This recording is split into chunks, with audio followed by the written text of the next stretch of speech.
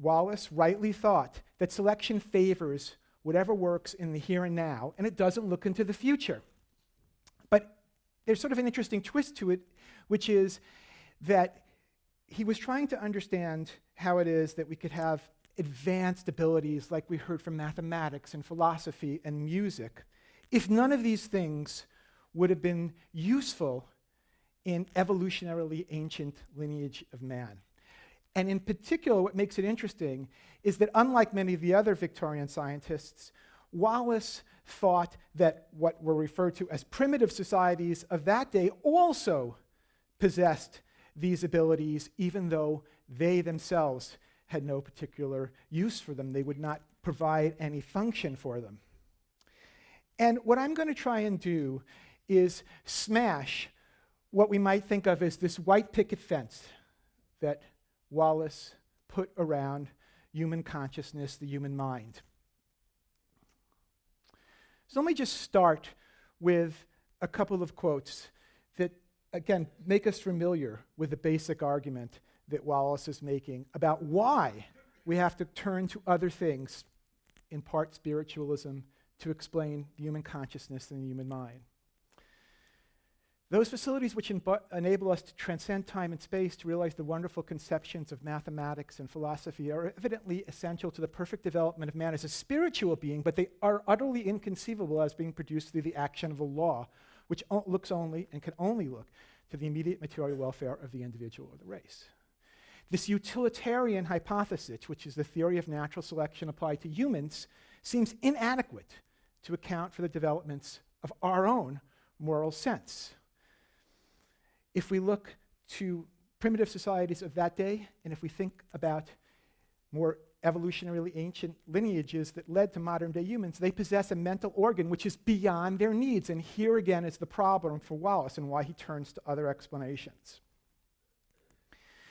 What I want to do today is, not being an expert on Wallace per se, but rather being someone who spends a lot of time thinking about animal behavior, is take what we know now about the sort of things that non-humans are capable of and just pose the question, would Wallace have thought differently about building this little white picket fence around the human mind if he knew what we know now? So I'm not making the mistake of saying he should have known by any sense what was going to happen 100 years later, but rather would he perhaps have taken a different path when it comes to understanding natural selection and the human mind if he had an understanding of the sorts of things that we now know that non-humans are capable of.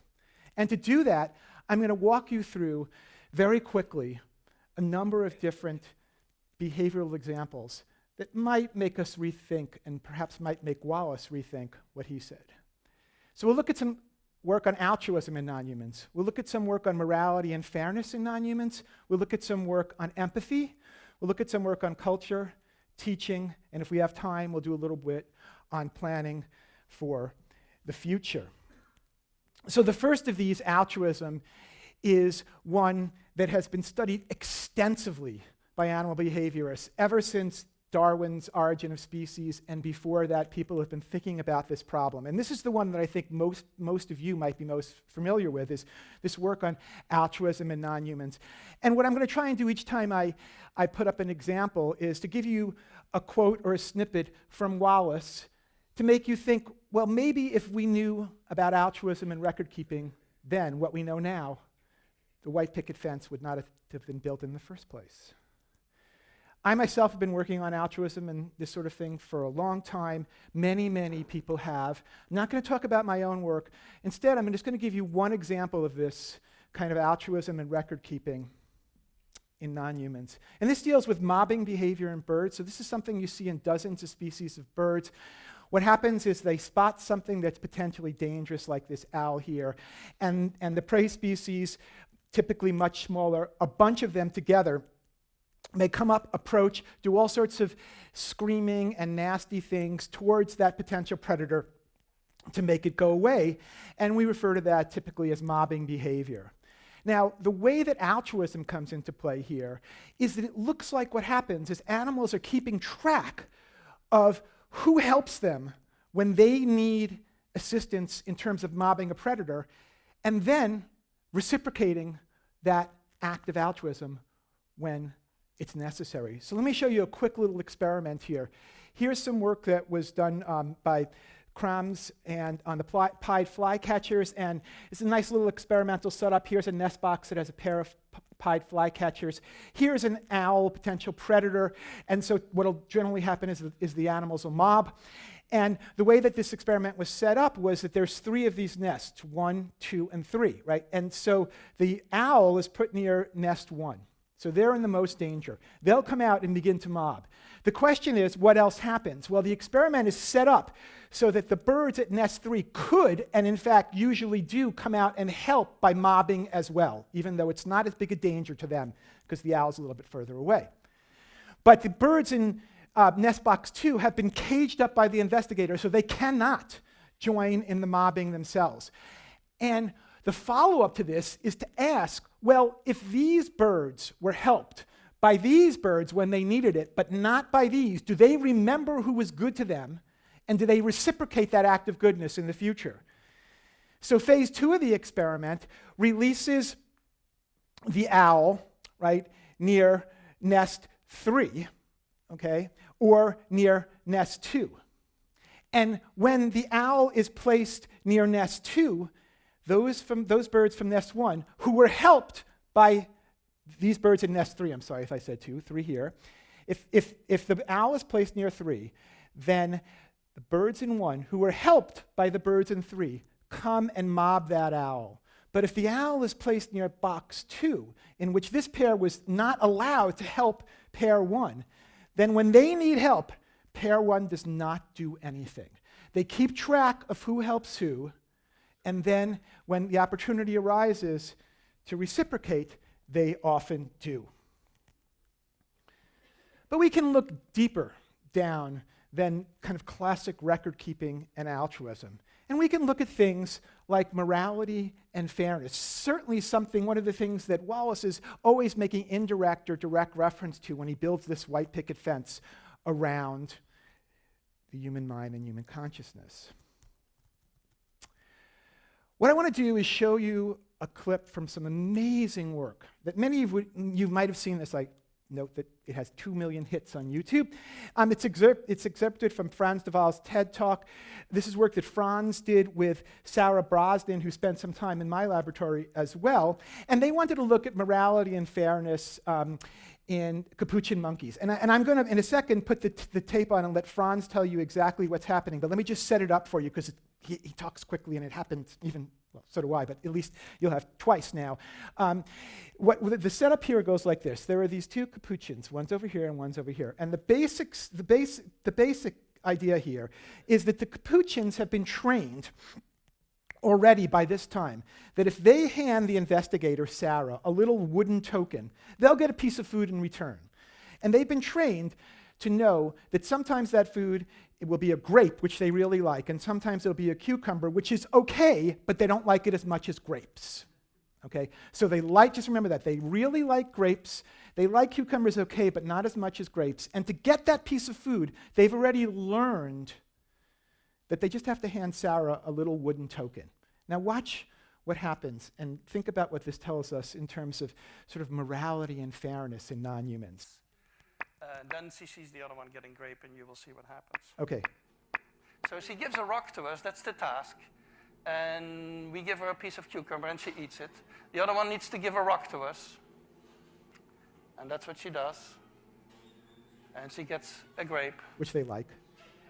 And she eats it. The other one sees that. She gives a rock to us now, gets again cucumber. Which she doesn't like.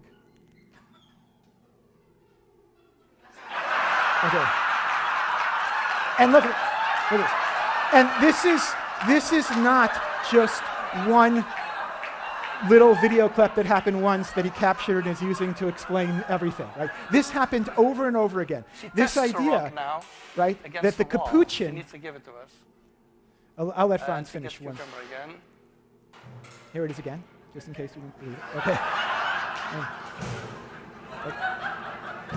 So a cucumber is perfectly fine to get if you give a token in and you don't see anybody else getting better for that token. But if you see another individual get a grape for the same thing that you just gave that token in for, all of a sudden, that is cheating. That is not playing by the rules, and the food gets thrown back in their face. Okay. Let's talk a little bit about empathy. Another one of the things that either indirectly or directly Wallace was thinking about when he built this white picket fence. Okay, and I'm going to show you some work that was done on empathy, and I will say beforehand, this is about as far as I'm willing to stretch interpretations of animal behavior, but it was either a Nature or a Science paper. It garnered a lot of attention. I think it raises an interesting way to study empathy in non-humans. So we've done a little bit on birds, we've done a little bit on primates. Here's an experiment on empathy in mice. Okay, and it was a Science paper. You can see the reference down here. And here's the basic setup. There's two mice. There's this mouse out here, and then his little buddy, who's unfortunately for him stuck in this plastic canister in the middle that has a door that can be opened if you try hard enough and figure it out. And the question is whether or not the free mouse here will do anything at all to try and release its partner in here. So it's not a partner in the sense that they've had lots of interactions together when the experiment starts, but it's just another mouse that's stuck in there, clearly in a very, very uncomfortable position. The box is not much bigger than the individual inside of it. It's squirming around. It doesn't like it in there. What happens? Put a free rat, the rat with the black dot on his head, into an arena, and in the center is his cage mate trapped in a plexiglass restrainer. The door to the restrainer can only be opened from the outside by the free rat. Here you're seeing the first 5 minutes sped up on the first day of testing. Even though it takes quite a bit of rat courage to venture into the scary arena center, the free rat persists in moving to the center and trying to figure this restrainer thing out so he can help his cage mate. Maybe.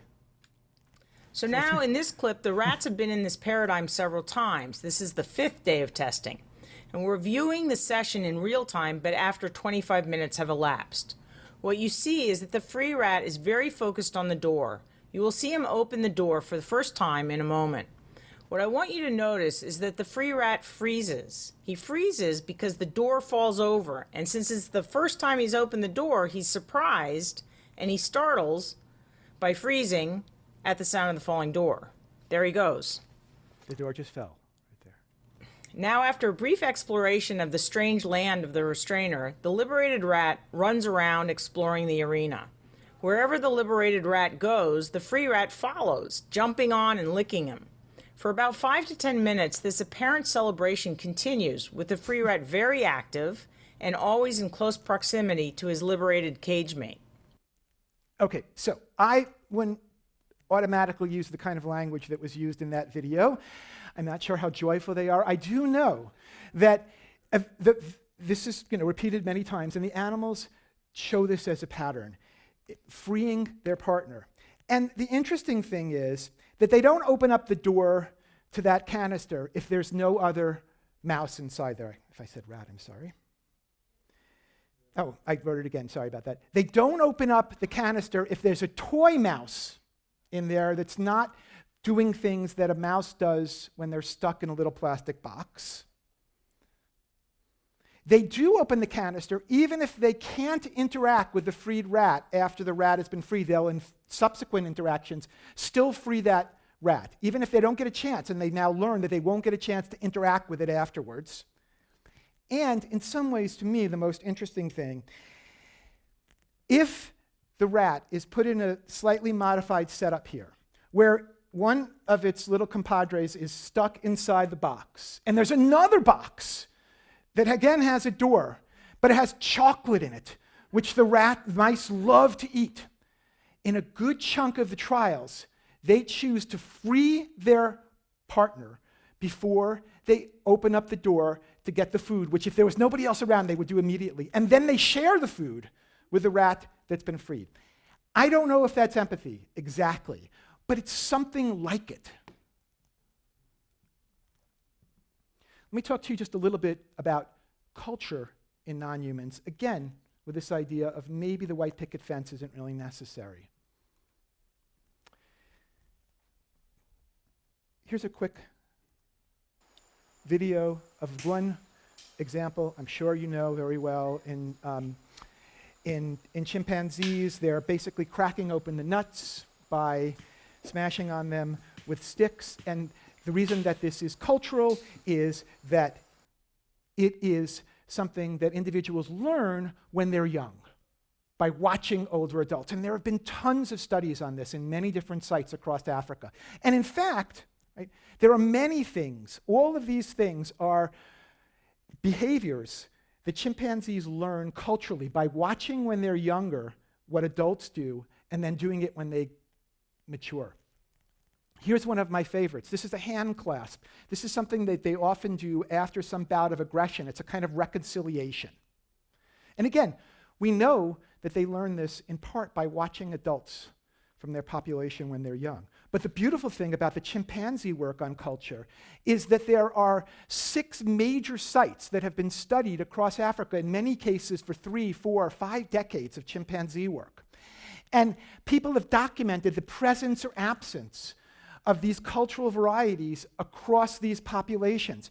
So what I did here was I highlighted in red. You can see in these 3 populations, you see the hand clasp. But if you go to the other 3 populations, and sometimes they're next to a population where they do show a hand clasp, you don't see hand clasps. This is kind of a classic pattern that you expect with cultural transmission.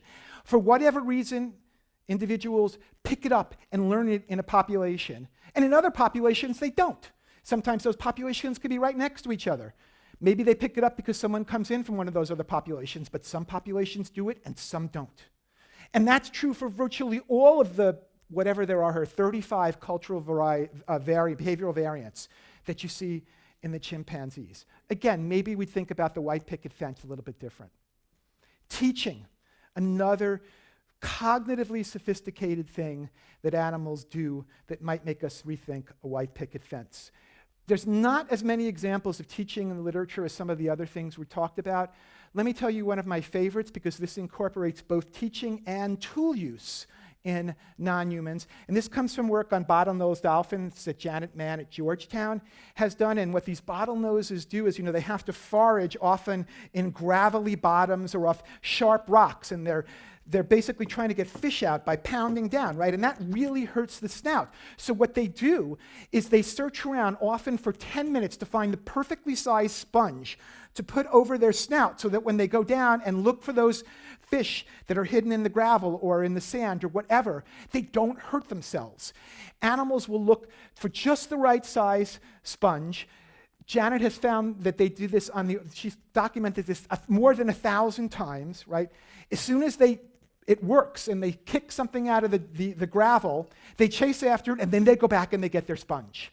And there's some evidence that because of the way this is inherited through the female lineage rather than males, there's some evidence that young individuals who often spend 4 or 5 years with their mother before they leave, learn how to do this kind of sponge diving by watching their mother. And there's other examples of teaching in non-humans as well. And again, all of this is to sort of say whether or not these things that seem very complicated, that maybe were involved in Wallace thinking, well, humans can do this sort of thing, and it's hard to explain it by natural selection. Well, it's not so hard if you in fact find it in other species as well. 2 more quick examples, and then I'll wrap up. Deception theory of mind. Okay?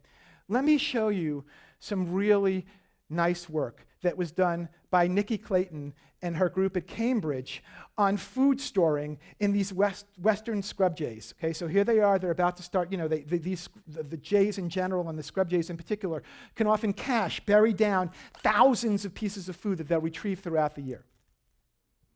And if you watch them, that's what they do. They put them down in the ground, and then they have astounding memory to find these things. But more interesting is how they respond when there are others around who might try and do something nasty like steal their food.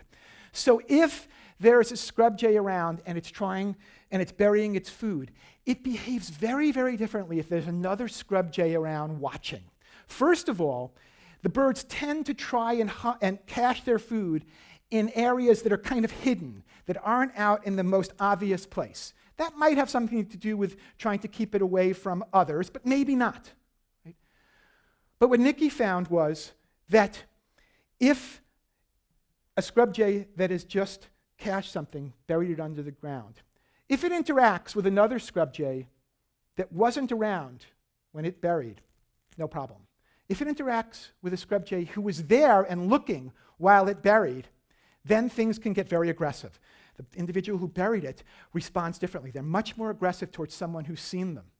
And perhaps most remarkably, I think, is that when they bury their food and somebody is watching them, oftentimes what they do is return back to where they were when that observer isn't around anymore, dig it out, and go hide it someplace else. And the most incredible part of that is they only do that if they themselves have been thieves. So if they have gone around and done that, then they act differently, and they know the possibility that this other individual may do it to them, and they dig it up when that individual isn't there, and they go and bury it somewhere else. Again, suggesting a kind of primitive theory of mind that you can put yourself into the position of others and predict what they're going to do, in part based on your view, your own experience, plus various other sophisticated kind of cognitive tricks that you can do. And finally, let me just tell you about one more study that Nicky Clayton did with, I believe these were scrub jays as well, and deals with planning for the future. This is one of the few studies on this in non-humans, and it may be the only study in non-primates. So what Clayton and Rabi and their lab did was they set these birds up in the laboratory, and they basically had two places they could feed, and they had sort of learned through this elaborate lab protocol that sometimes there would be food over on this side, and sometimes there would be food over on this side, okay? And the food was ground up so that it could not be stored. It was the kind of thing that you just had to eat right then and there, and the birds have been trained to understand that the left side sometimes is going to have food in some trials, and the right side is going to have food in other trials. Right? Then, all of a sudden, they give the birds a food source that can be hidden, cached down, in this case, in this, in this ice cube tray that has little gravel in it so that you can hide it. Now the question is, what do the scrub jays do? Well, what they do is they bury their food in the ice tray with gravel in it on the side where they're expecting there to be no food based on what they learned in the earlier trials. Right? And in addition, Clayton and Rabi and their team did another experiment where, in fact, instead of having the food canister be either empty or full when they were being trained, they had it with one food type, or type 1 food and type 2 food. And they did the same sort of experiment, and then what they saw was what the birds did was when they were given the chance to cache food, to hide it in this part of the setup, they tended to put whatever food was unlikely to be in the side they were going to there. So if they were expecting peanuts on the right side, right, and they got peanuts to cache, they would often put it on the left side where maybe they were getting some other bird seed.